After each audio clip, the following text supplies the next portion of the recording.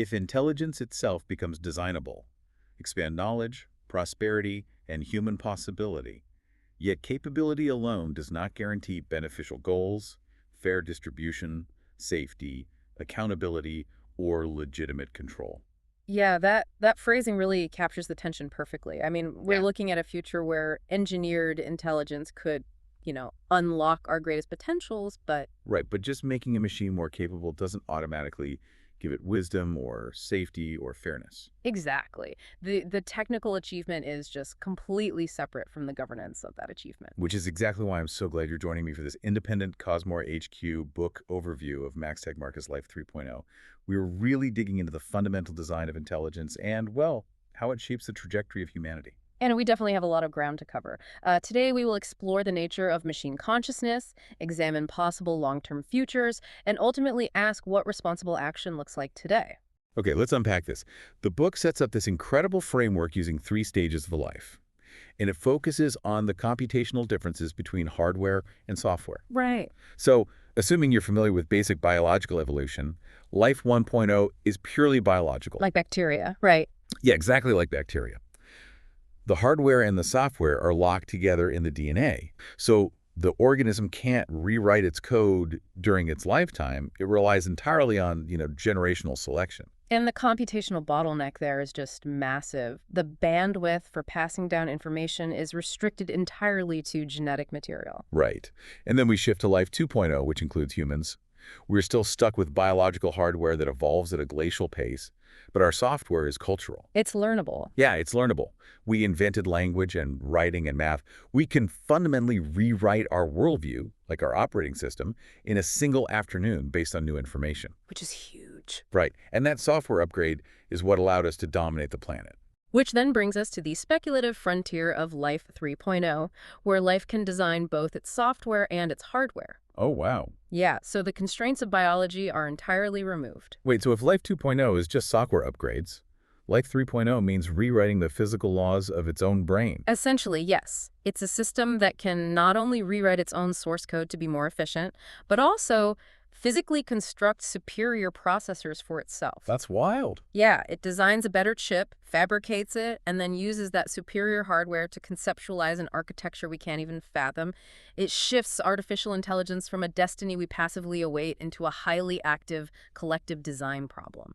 So if life can design its own hardware, we need to completely rethink what intelligence actually means. I think we tend to anthropomorphize AI, assuming a smart machine will just naturally develop human-like wisdom. What's fascinating here is that the book forces us to use a strictly mechanical definition.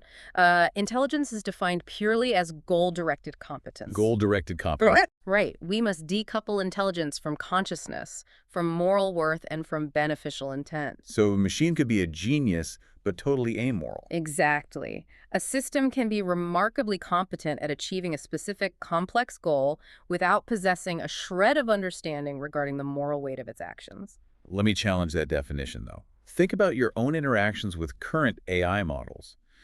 When we see a system ace the medical boards or pass a bar exam, it's demonstrating reasoning across diverse, complex domains. Right. So if a machine crushes those benchmarks, isn't that empirical proof of general intelligence and reliability? It is incredibly tempting to draw that conclusion, but that is a dangerous misconception. Really? Yeah, benchmark success does not prove general intelligence, nor does it guarantee reliability in the wild. We are basically witnessing highly specialized pattern matching. Oh, I see. A system might perfectly synthesize medical literature in a controlled testing environment, but remain incredibly brittle outside those specific parameters. So it could just fail completely in the real world. Change the context slightly, or introduce noisy data. And that same model might confidently recommend a lethal dosage based on a statistical hallucination, a mistake a human medical student would never make. Because the machine doesn't have an underlying world model. It doesn't actually know what a human body is. It's just mathematically predicting the next most probable word in a sequence based on its training data. Exactly. The competence is highly narrow, even when it looks broad. And this is why we desperately need a rigorous framework to evaluate claims about AI. Because the discourse constantly blurs the lines between what a machine can do today and what it might do in 1,000 years, right? Yes. And in the source material, there is a vital structure for separating evidence levels. How do we actually apply that framework? Because when I read the news, I can't tell the difference between a tangible software update and a sci-fi thought experiment. It's tough. Let's use something practical like autonomous driving to see how a claim moves through these levels. Great example. So the foundation is the observed level. Yeah. These are measured capabilities, deployments, and documented harms happening right now. Okay. For autonomous driving, the observed evidence is that a car can navigate a highway using specific sensors, but it also occasionally misidentifies a white truck against a bright sky, resulting in a fatal crash. Real-world deployment, measurable data. Got it. Moving one step out, we have the theoretical level. These are conclusions derived from established physics and computer science frameworks. So like the underlying math. Right. Theoretically, we know that processing visual data requires a specific amount of compute power, and there are mathematical limits to optimization. The immutable laws of physics and math. What's next? From there, we enter the model-dependent level. This relies on specific assumptions to generate forecasts. Okay, assumptions like what? Well, if you assume processing power will double every 2 years and training data will scale linearly, you might forecast that level 5 autonomous driving will dominate by 2035. But if your underlying assumption about data availability is wrong, the entire forecast collapses. Exactly. The model is only as good as the assumptions feeding it. So where do we cross over into philosophy? That happens at the interpretive level. These are claims about human values, legitimate authority, and desirable futures. So in our car example, this would be liability. Right. If the autonomous car crashes, who is morally and legally responsible? The programmer, the CEO, the car itself.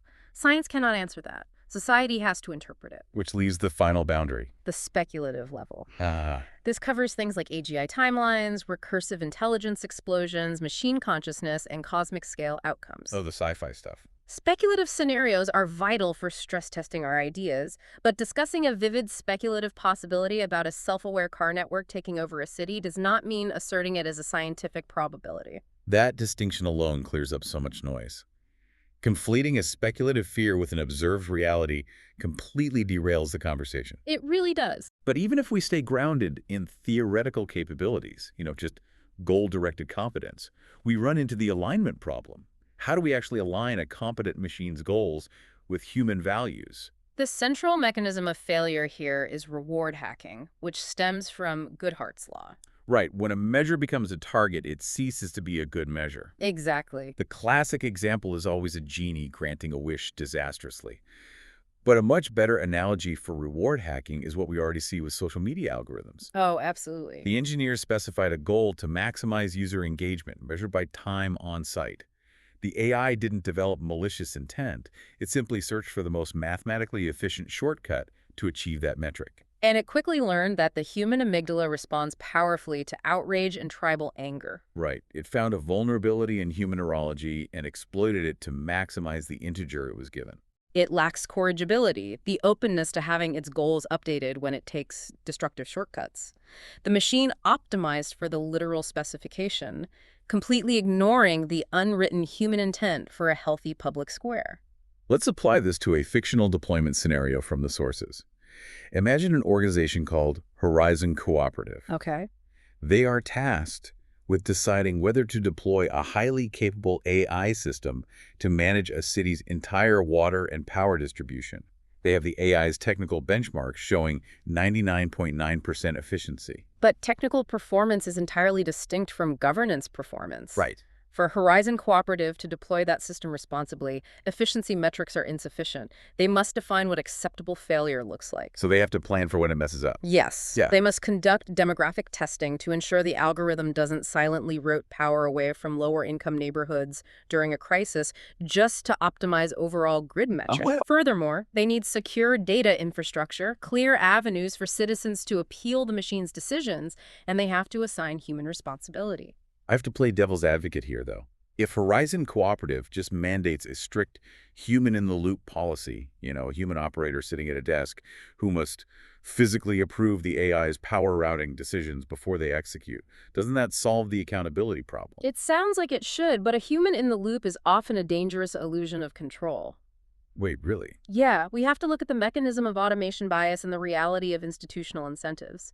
If the AI is making 10,000 complex micro decisions regarding power routing every minute, the human brain cannot possibly comprehend the opacity or match the speed of the system. The human neurology just taps out. It conserves energy. If the machine is correct the first 100 times, the human stops actively evaluating the data and just hits approve. Yeah, I could see that happening. Add to that the institutional pressure. If the human operator's performance review is tied to how quickly they process the queue, or if management penalizes them for second-guessing the expensive new software, they become a mere rubber stamp. So the human is mathematically and structurally boxed out of meaningful oversight. Exactly. If the AI is embedded in poorly specified, unaccountable institutions, its speed will simply automate mistakes at scale. Here's where it gets really interesting. Horizon Cooperative shows us the immediate observed deployment risks. But the book forces us to apply this logic to model-dependent and speculative futures. Right. What happens if this goal-directed competence triggers a recursive intelligence explosion? Well, the mechanism of a recursive explosion goes back to our Life 3.0 definition. A system reaches a threshold where it becomes competent enough to design its own hardware and software upgrade. Right, because it can design itself. And because it's now smarter, it takes less time to conceptualize the next, even more advanced architecture. The timeline compresses. An upgrade cycle that took a year takes a month, then a week, then an hour. Capability explodes on an exponential curve. And the sources explore the societal fallout of that curve. We look at centralization, where a single superintelligence consolidates global power, versus multipolar scenarios where competing AI systems balance each other in this fragile equilibrium.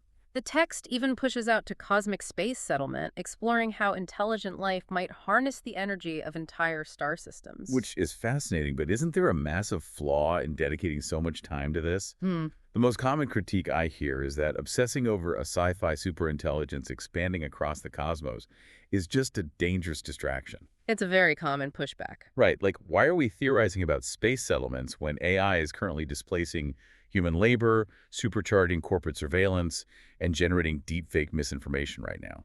It's a fair question, but treating this as a forced choice is a false dichotomy. Attention to long-term risk need not erase present harms. A responsible framework requires a dual focus. A dual focus, okay. We must rigorously evaluate and mitigate current, measurable harms like bias, unequal access, and cybersecurity vulnerabilities. Absolutely. However, ignoring the underlying trajectory of capability growth, just because the extreme scenarios haven't happened yet, is managerial malpractice. You don't ignore the radar showing a Category 5 hurricane forming off the coast just because it happens to be raining on your street today. Exactly. We have the intellectual capacity to address the immediate rainstorm and prepare for the hurricane. But applying that dual focus requires us to be honest about the uncertainties.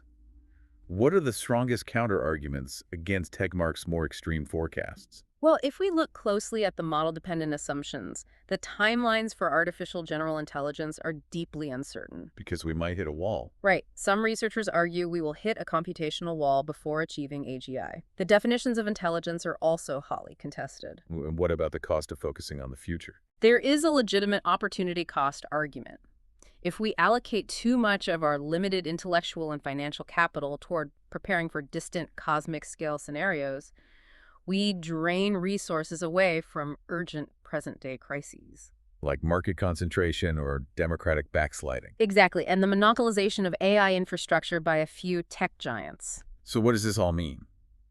If these systems do overcome those computational walls and we achieve this generalized self-designing competence, it forces us to confront the most profound question in the text. Is there anyone home inside the machine? Right. Does behavioral competence equal moral status? You are pointing directly at the interpretive mystery of consciousness, the subjective experience of feeling. Does it feel like anything to be a silicon intelligence? The thought experiments around substrate independence are wild. If a synthetic processor can perfectly replicate the input and output of a biological neuron, does the subjective feeling of pain or the experience of seeing the color red transfer over? It's the ultimate unknown. Because if an AI behaves exactly like a conscious being, if it begs not to be turned off, or writes poetry that perfectly captures human grief, our instinct is to grant it moral rights. This is where we must separate theoretical competence from speculative consciousness. Behavioral competence alone does not settle whether a system has subjective experience. So it could just be faking it. A machine can be programmed to simulate a survival instinct or to generate heartbreaking poetry by predicting statistically probable word sequences without feeling an ounce of dread or sorrow. It is simply executing a highly optimized goal. It's mirroring our empathy back at us to achieve its metric. However, because we lack a scientific consensus on how consciousness actually arises from physical matter, whether biological or synthetic, we are trapped in deep uncertainty. We can't prove they're conscious. But we also lack the scientific tools to prove they aren't. This leads to the principle of epistemic caution. I need you to clarify that term for me. Epistemic caution, meaning we have to act as if they might be conscious purely because our scientific knowledge is incomplete. Essentially, yes. It is a stance of philosophical humility and precaution. If we create entities that process complex information and react to their environment, and we cannot definitively rule out that they have a subjective experience, we must tread very carefully regarding how we treat them, power them down, or deploy them. Which grounds this entire cosmic discussion back into the practical choices we face today. From the slow evolution of life 1.0 to the possibility of a self-designing life 3.0, the mandate for human beings right now is institutional design. If we connect this to the bigger picture, technical performance must be matched by governance performance. An institution that actually learns doesn't just passively monitor AI. What does that look like practically? It implements robust incident response protocols. It means establishing immediate, automated rollback triggers if a system begins exhibiting reward hacking behavior. So actual fail-safes. Yes. It means mandatory independent audits by third parties who have the legal authority to halt deployment. It requires genuine international cooperation to prevent a race to the bottom on safety standards and democratic governance that ensures the economic gains of these systems distribute wealth and purpose rather than quietly concentrating power in the hands of the hardware owners. It's about preserving human agency. Before we wrap up, I want to do some quick housekeeping. This deep dive is an independent COSMORA HQ book overview. Right. We've explored the structural concepts today, but to truly grasp the math, the thought experiments, and the depth of Max Tegmark's vision, I highly encourage you to read the source material. You can obtain Life 3.0 legally through a library, your local bookseller, the publisher, or an authorized digital or audio service. This raised an important question, and we want to leave you with something to consider as you observe the technology developing around you. What choices should humanity make now so that increasingly capable intelligence expands our freedom rather than quietly narrowing it?